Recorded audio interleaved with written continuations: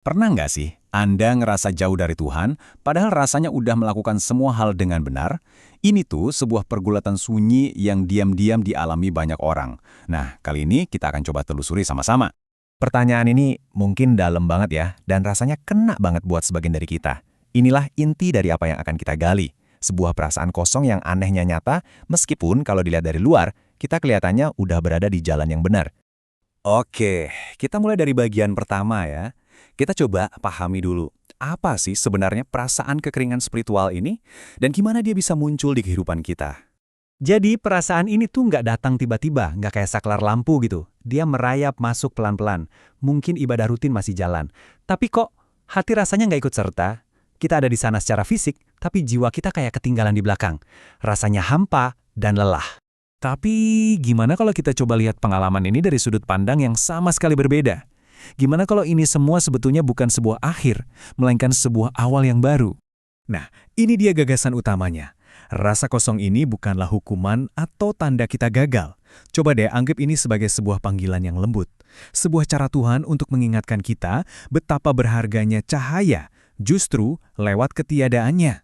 Justru rasa kehilangan inilah yang akhirnya mendorong kita untuk mencari lagi api yang dulu pernah menyala.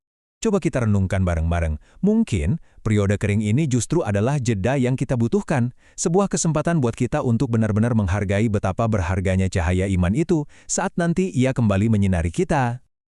Terus, gimana caranya kita menemukan kembali cahaya itu? Seringkali, jawabannya bukan terletak pada apa yang kita cari, tapi di mana kita mencarinya. Pergeseran inilah yang jadi kuncinya. Cahaya itu seringnya nggak ditemukan dengan nambahin amalan di luar, tapi justru dengan berani melihat ke dalam diri kita sendiri. Fokusnya bergeser dari yang tadinya soal performa ibadah menjadi soal kehadiran hati kita di dalamnya. Langkah pertama buat pulih itu justru keberanian untuk mengakui kehampaan ini.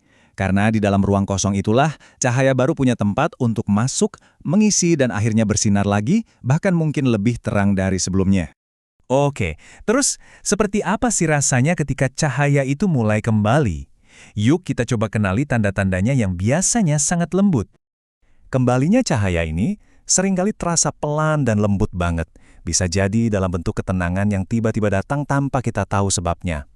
Atau sujud yang rasanya nyaman banget, seolah-olah kita benar-benar lagi pulang. Zikir pun gak lagi cuma di bibir, tapi serasa menyatu dengan detak jantung kita. Nah, di saat itulah praktek spiritual kita mulai bertransformasi.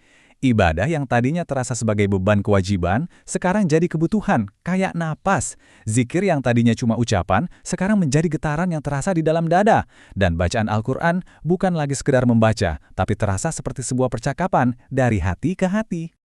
Semua ini membawa kita ke inti dari seluruh praktek spiritual. Sebuah pemahaman mendasar yang sayangnya sering banget kita lupakan di tengah kesibukan. Kita ini seringkali tanpa sadar tersesat di bagian ranting. Sibuk dengan perdebatan, sibuk dengan simbol-simbol luar, atau bahkan sibuk dengan identitas kelompok. Semua itu mungkin punya tempatnya sendiri, tapi itu semua bukanlah tujuan akhir dari perjalanan ini. Inilah akarnya. Tujuan sejati dari semua ajaran dan praktek ini sebetulnya cuma satu, membawa kita pulang kepada Tuhan. Aturan-aturan itu adalah jalan yang kita tempuh, tapi kesadaran akan kehadiran Tuhan, itulah tujuan akhir perjalanannya. Kutipan ini rasanya merangkum semuanya dengan sangat kuat. Tragedi terbesar adalah ketika agama cuma jadi ritual mekanis tanpa kehadiran Tuhan di dalamnya. Inilah risiko kalau kita cuma fokus sama ranting, tapi melupakan akarnya. Sebagai penutup, mari kita ingat ini. Kekeringan spiritual itu bukanlah akhir. Percayalah, cahaya itu gak pernah benar-benar padam. Ia hanya menunggu hati yang siap untuk menerimanya kembali.